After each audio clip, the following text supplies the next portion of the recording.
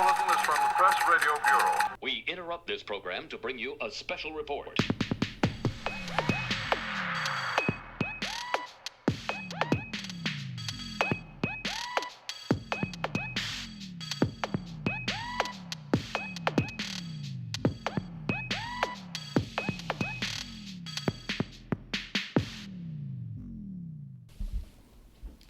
Hello and welcome to the Frame Lab podcast with Gil Duran and Dr. George Lakoff. Hey, George.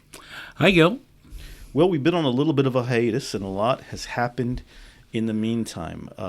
Most urgently, the midterm election just took place this week, and we got a lot of news out of that, George. So I guess the first thing I want to ask you, and that our listeners are probably interested in, is what are the parts of the result of this election that we can celebrate, and what are the lessons or the cautions we should pay attention to out of this cycle as we head toward 2020? First, let's start with what's the good news? What can we celebrate?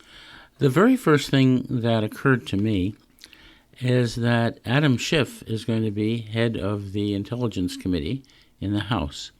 And that means he's going to be able to subpoena all sorts of people connected to the Russia investigation to testify under oath. That will happen January 4th.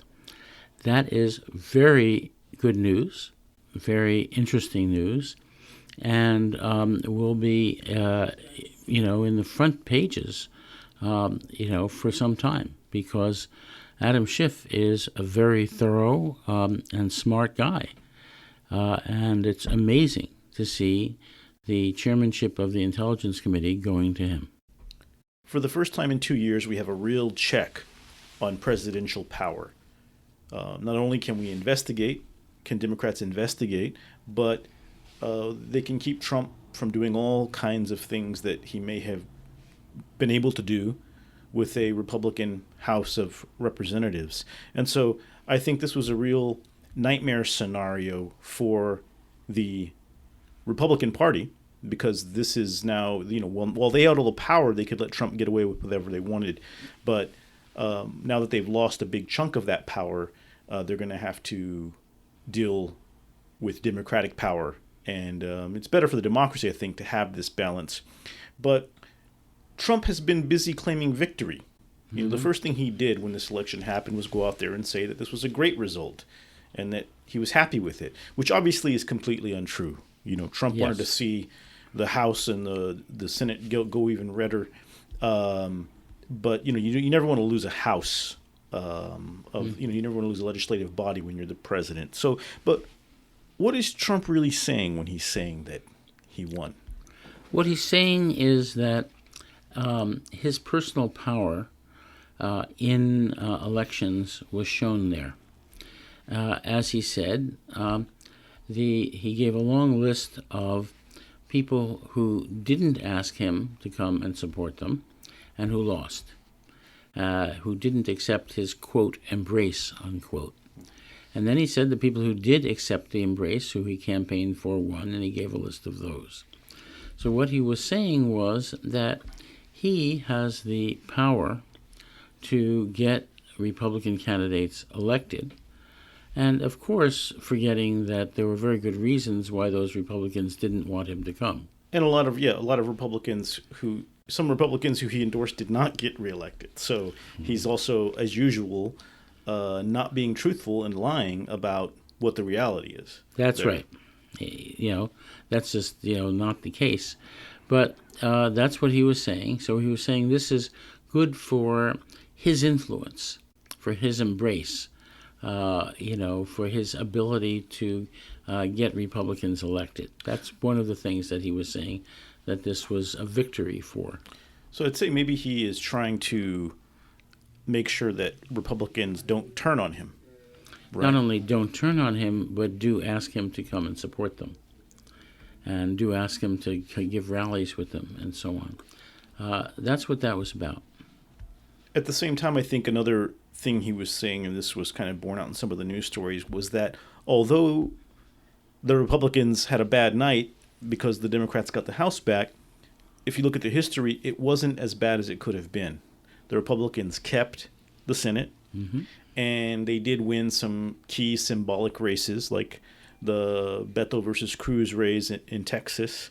Devin Nunes kept his seat, although he had a great challenge from Andrew Jans. Some other House races that were really close with Democrats running competitively against Republicans didn't turn out in favor of Democrats. So I think he was also saying sort of like, haha, it wasn't as bad as other people have had it, so therefore I'm not as bad as you're saying. That's right. He's saying, look, we still have the Senate, and you can do a lot with the Senate. I think another important thing that happened in this midterm was that we see people running and generating a lot of excitement, and they're not running as so-called moderates. They're running as progressives, people who speak directly to the values they represent. We saw that with Beto O'Rourke. We saw that with Alexandria Ocasio-Cortez, Ayanna Pressley. These were people who weren't taking the corporate PAC money, who weren't towing some middle-of-the-road imaginary line that makes you electable. And some of them got elected against powerful forces, against the Democratic Party, in fact. What do you think that the Democratic Party needs to learn from these kinds of candidates as it once again becomes one of the powers in Washington and probably starts listening to consultants and pollsters who tell them that the way to win is to be more Republican? Well, they've been hearing that for a long time. Move to the center means move to the right. And that didn't work for a lot of people. You know, you have a more progressive Democratic Party than you had before. A lot of those Democrats won and were part of that victory. And I think you can look forward to those Democrats, saying, hey, we need more progressives to be running. We need more progressives in the party. We need to take more progressive stances and so on. So I think that will happen. And what I didn't see, and what I would like to see is this. The Democrats, even those who won, talked about issues. They talked about health care and things like that, those kinds of issues, as opposed to values. They didn't talk about the values that entail those issues. They may have those values, but the Democratic Party is still not talking values. And that's important. They need to start talking values as well as issues, and to show why all their issues are not just random lists, but why they follow from those values. One of the problems that Hillary Clinton had was she never made clear what she was for. I mean, in terms of her values. I mean, she would give lists of policies, but she never said what she was about and what the Democratic Party was about. And that needs to be said now. And it can be said, actually, in very simple terms. I can give you 2 sentences that will say it all. In a democracy, you need a government that is of, by, and for the people. And that private life depends on public resources. That because we care about other citizens, it's important to provide public resources that they can use to form businesses. You can't run a business without roads and bridges and airports and other public resources, and lots of them. And you can't live a private life without public resources of many kinds. And this is something that the Democrats should be saying out loud, because it's exactly what the Republicans don't believe. And it's true in just all kinds of cases and can be shown in all cases. So it's a major point that Democrats need to talk about, the importance of public resources in business and in private life, and to having a government that's of, by, and for the people. Now, we didn't get to talk about this because we were on our hiatus, but the Democrats did, interestingly enough, adopt the slogan of "for the people." But that was it. They made a conscious choice, it seemed, from what I read, to not have a unifying narrative or frame for the midterm. And At the same time, you have been saying for years now that of the people, by the people, and for the people is the American ideal. So it may be a coincidence. It may be a sort of throwing a little bone. But can you explain why just having a slogan with a bunch of policies is also not the right thing? Exactly, because it doesn't say what that policy entails in terms of action. A government that's of, by, and for the people means the following. It says that ordinary people are in the government. People like you and me, not wealthy people, not, influential people necessarily, but ordinary people can be governing.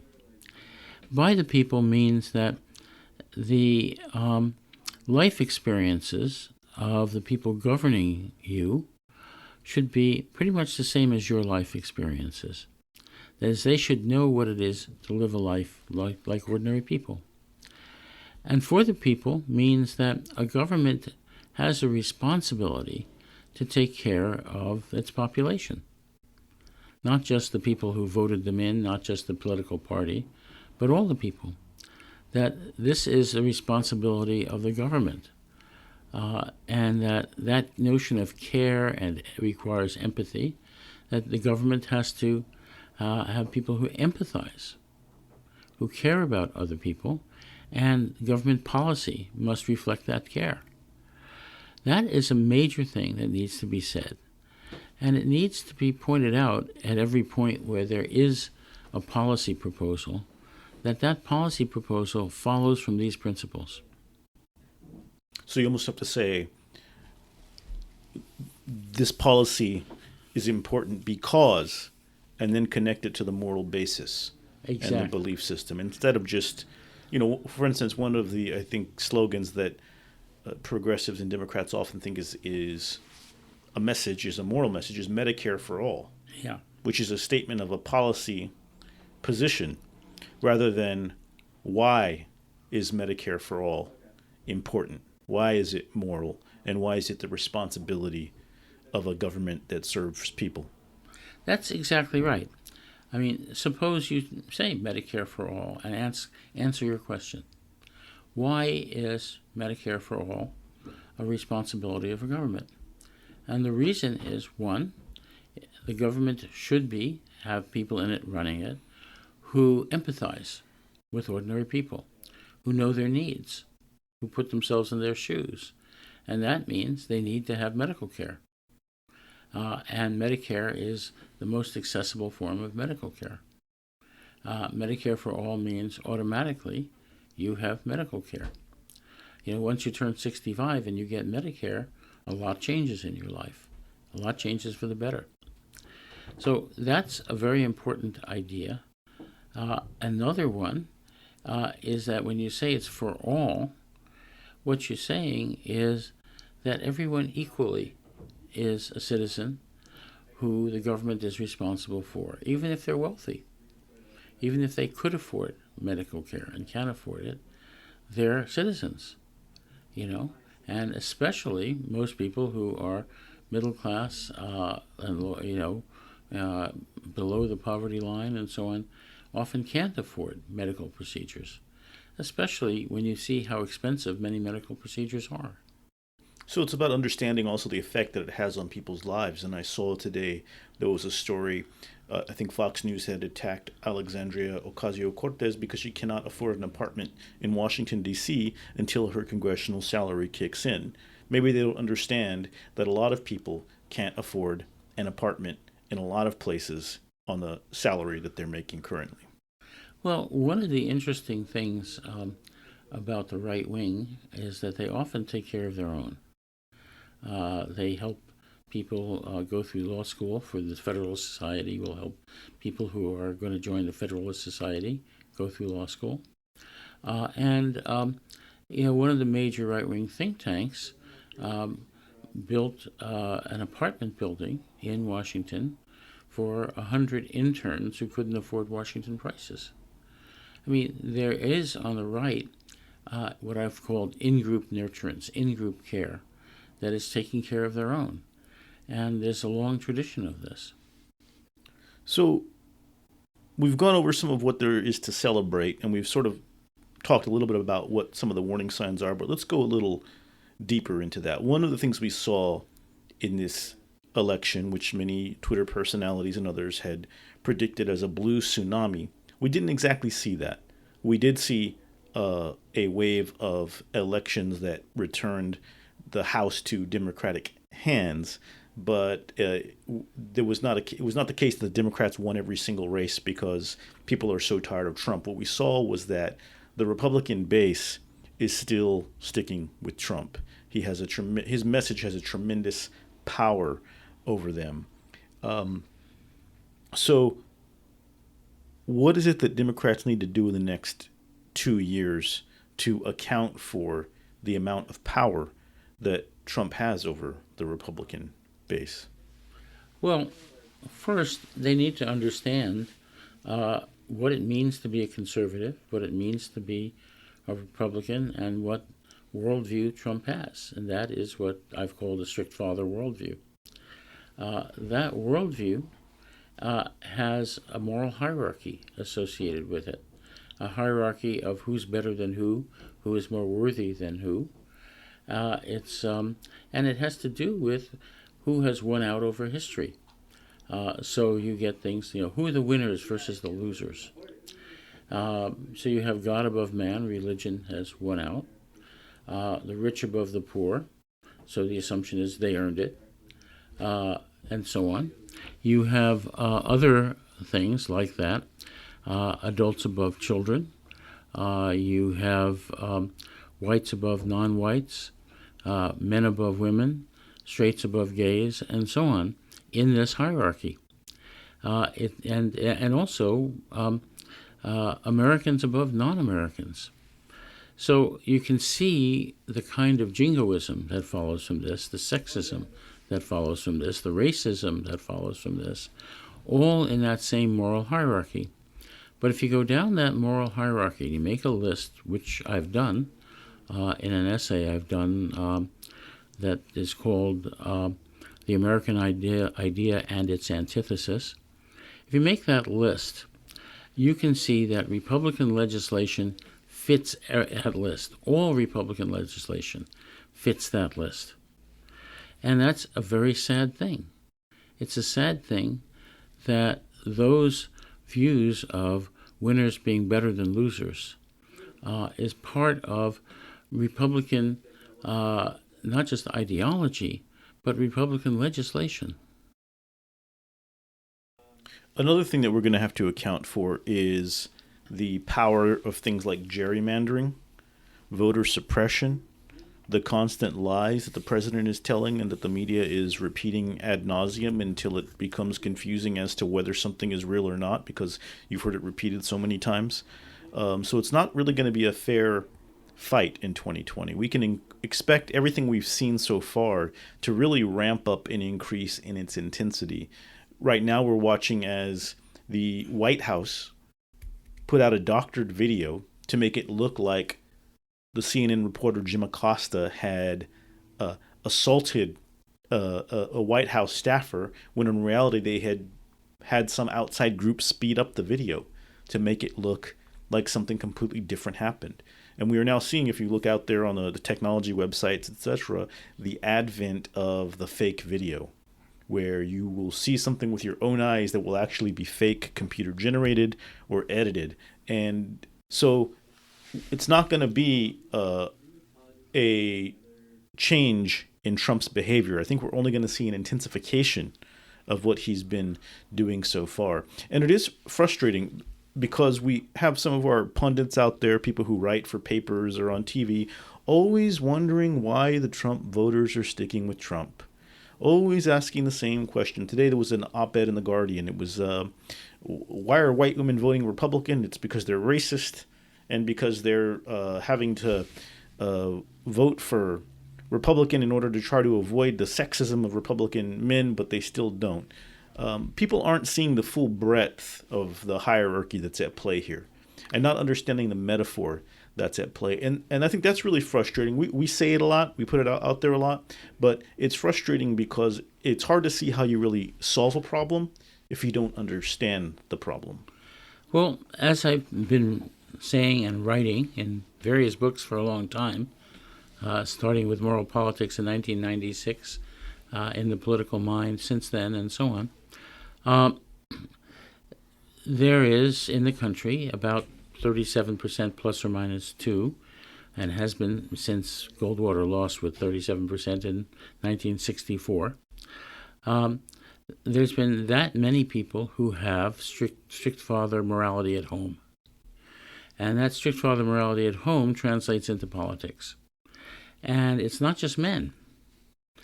There are women who, Trump said it very interestingly in his press conference. He said, women want to be protected. They need, strong protection and so on. That's why we need ICE at the border to protect them from the hordes coming over trying to, rape them and murder them and so on. I mean, this is something that Trump is very much aware of. There is a view among many women that they need the protection of someone who has strict father values. It's not just men. There's a lot of women who have the same values as their husbands.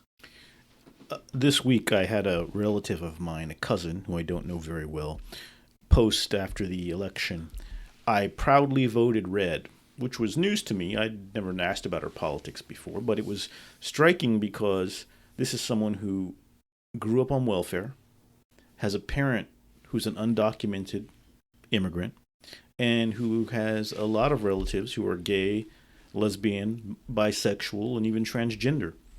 And it was interesting to me to see that she has adopted Trump as her ideological belief. But there are two things that I think stood out to me that helped me understand it a bit better. One, she's married to a guy who's in the military, who's obviously very strict father oriented and very clearly pro-Trump. Two, she grew up in an impoverished family but went to college and became a professional and probably views herself as someone who did it all herself, although I can assure you that there were public grants and other opportunities afforded to her that come from our American system of providing something there for people to have opportunity and get ahead. So that was really amazing to see because, I think if most people know me, don't think of me as someone who's related to any Trump supporters. I think there are a few out there, but that ideology can blind people to their own experience even. This is not somebody who you would think of as being a Trump Republican. Someone who saw their own father deported more than once and having to find his way back into the country. But taking your advice, I did not say the snarky things that I wanted to say. Instead, I just kind of put her on mute so that I won't see her post anymore because we can stay connected, but I don't need to hear her political views. But I don't think people understand the way that strict father ideology works, and I fear that it's to our detriment if we don't. If Democrats don't dig a little more deeply and figure out, not for the purposes of pandering to it, but to understand what it is you're dealing with, how it works, and how it affects people who are swing voters and have some of that strict father ideology in them, but also have progressive ideas and an openness to progressive values, which unfortunately they never hear from anybody in the Democratic Party. Well, you raise a lot of issues there. How could the Democratic Party and the media, either neutral media or media on the left, come to understand all this? And there's a lot standing in the way. The biggest thing that's standing in the way is what I've called Enlightenment reason. It's a view of reason from Descartes in 1650. And basically it says that reason is just logic, that our view, our reason can fit the world as it is. So you're worried about facts. So if you have logic and facts, then you have the consequences. And that's all you need. So all you need to do is tell people the facts and they will reason to the right conclusion. That's why you have the Democrats, constantly saying, here's this fact, here's that fact, here's another fact, etc., without explaining the values behind those facts, why those facts are important, what they entail, and so on. Now, in order to do this, you have to understand the failures of Enlightenment reason. One of the major parts of reason is framing, as we keep talking about. Framing is not in Enlightenment reason. It has to do with how you understand the situations that you're in and alternative ways of understanding them. That is, there are alternative frames for understanding situations. The other thing that is missing is metaphorical thought. And this is something that I've been writing about since 1980. The book with Mark Johnson, Metaphors We Live By, is now in the top 20 of all social science books in all fields ever in terms of the number of citations. So the idea that put forth first the idea that we think metaphorically, and that's largely unconscious. We don't usually know it, but we think metaphorically. In the simplest of cases, when you say turn down the TV, it doesn't mean throw it on the floor. More is up, less is down. Talking about less volume, and that's just a simple case. Stocks went down. They didn't throw the stock pamphlets on the floor. More is up, less is down. That's a simple metaphor, but there are thousands of them that are unconscious that we use every day. And strict father morality in politics is based on a metaphor that the nation is a family. And we see that a lot. And people have been saying, in terms of the way Trump has been treating the press, he's acting like an abusive father who expects his every command to be obeyed. And while that might be a turnoff to a lot of us, there are certain people with whom that behavior resonates and is, in fact, the way it is supposed to work. 37%, plus or minus 2, which is his base. Someone asked on Facebook, actually, they asked, do you think that number is increasing? It may be. I don't know. It may sometimes go plus or minus. The plus 2 would go to 39%, could go to 40%, and so on. So it could very well be increasing. It's not increasing that much. It's not, going to 50% or, probably not 45%. But it could be increasing into the low 40s. From where we stand now in November 2018, do you think it's possible for Trump and the Republicans to win in 2020? Yes. I think it's very possible. That is, if he starts out with 39% of the vote, he only needs another 12%. And that isn't necessarily 12% voting for him, but just against the other guys. Mm-hmm. So a lot of his victory over Hillary Clinton came from people who had negative views of Hillary, and also from Russian trolls who were, took over Facebook posts and sent out huge numbers of negative posts about Hillary, as if they were coming from ordinary citizens. I think we also need to keep in mind that while we need to celebrate Democrats taking back the House and winning some races, we shouldn't be overconfident about 2020. A lot can happen. Mm-hmm. There's the hacking, the gerrymandering, whatever it is we haven't imagined yet. And, people thought Clinton would be a one-term president after healthcare failed and the Republicans took the House. But then there was the Oklahoma City bombing, and he embarked on a strategy of triangulation to move to the right and still Republican positions, and he ended up being reelected. He was impeached, not convicted, but impeached, and his popularity soared. So that was one example we've seen in the past where someone who looks like a lackluster one-term president actually ends up getting the full 8 years because of things we can't anticipate. The same thing with George Bush. He was on his way to a very mediocre presidency after a very controversial election that left a lot of Americans feeling raw. 9/11 happens, and we embark on global war, and he gets the full 8 years, and we see all kinds of terrible things happen. So I know friends of mine, progressives, who think I'm insane to say it, but we cannot assume that this will be automatically over in 2020. I agree. I don't think we can assume that at all. We have to prepare for 2020, and we have to have the right candidate. It's not clear who it is. Very unclear. Very, very unclear. I want to switch gears for a minute because things are happening at such a rapid clip these days that it's almost sad to say that, 2 weeks ago, there was a massacre in a synagogue, and a man in Florida, obviously inspired by Donald Trump, sent bombs to many of the president's enemies. He's now in custody. But the president's hate speech, what role does that play in the increasingly terrifying atmosphere I think that many people are feeling in this country? What is hate speech, and why is hate speech not free speech? Well, hate speech has consequences, physical action consequences. Hate speech says that there are some people who are in certain subpopulations who are evil, who are bad people, and who therefore will do bad things, will do evil things.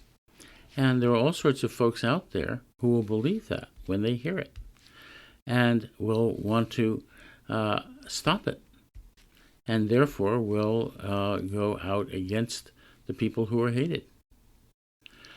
So, for example, you had the massacre in the synagogue, and that was based on, all sorts of attacks on George Soros, for example, or attacks on Jews as globalists trying to take over the world, and things of that sort that you got in the right-wing social media. There was lots of it there. And there was somebody with guns who was listening to it and thought that what he needed to do to save the world was to eradicate Jews. He went out and shot people, killed them. I mean, this is what hate speech does. Hate speech activates the idea in people's brains that there are other people, other groups of people, not just individuals, other groups of people who are evil. And if they want to be good, they have to act against those people in order to show what good people they are. That's what hate speech is about. It's about, putting forth and provoking action against innocent individuals. It's a disaster. It's a horrible thing. Well, that's an important point you make, because one of the ways people push back is by saying, well, who gets to define hate speech? What you're saying is hate speech. I feel traumatized. But there actually have been some definitions of hate speech that are pretty straightforward and reasonable, and in other countries that are enlightened democracies, there are definitions for hate speech. Yeah, exactly. And this is something that can be done. We can talk about what hate speech is. I've done that. But it has to do with the provocation of action. That is action against an innocent population. And so it's also about a group of people, right? Yes. Whether it's Jewish people or African American people or gay people or transgender people. It's fomenting the hatred and action against them because of their identity. That's exactly right, because of who they are in some group. And that is, disastrous, ghastly. And, of course, the claims are usually false. Yeah. So, another thing that even if they were true, even if, you had speech that said there were really criminal, awful people who are out there who are worth hating, and I can think of some, it doesn't mean you should go out and shoot them. It doesn't mean you should go out and attack them. But that's what hate speech suggests. It suggests if you're a good person, you should be willing to go and attack the evil people. You told me a story recently that was very interesting, because I had told you that on Twitter, a guy named John Stokes had said, he had read your essay and said, well, I don't think George Lakoff has ever been punched in the face or he would know the difference between hate speech and a fist. He made a point to say he wasn't suggesting that anybody actually punch you, but I asked you, George, have you ever been punched in the face? And you said you hadn't, but you had been punched in the back. Can you talk a little bit about that experience and what it was based on? Well, sure. When I was growing up, I was Jewish. I'm Jewish, and from the time I was in grade school, my route from school to home intersected with the route from a Catholic school to my neighborhood. And a number of the kids in the Catholic school started throwing rocks at me because I was Jewish, or threatened to beat me up because I was Jewish. The intersection point of my route and theirs happened to be the public library, which I knew very well, and I could, if necessary, escape in the door, the back basement door of the public library, and knew where to go to get up to the front desk and to get safe. But the point was that they called me a Christ killer, and they got that from people in their school. They didn't think of it themselves. And, that they were taught to hate. So the hateful idea became hateful words, which became violent action in this case. Right. And in one case, there's somebody there who followed me home, followed me into my backyard, and tried to beat me up. And I just grabbed him, put him in a bear hug, and we punched each other in the back for a while until my mother came out and broke it up. But, I experienced this when I was a young kid, like 8 years old. Yeah, and another point I think that this guy misses is that, and some people on Twitter actually pointed out,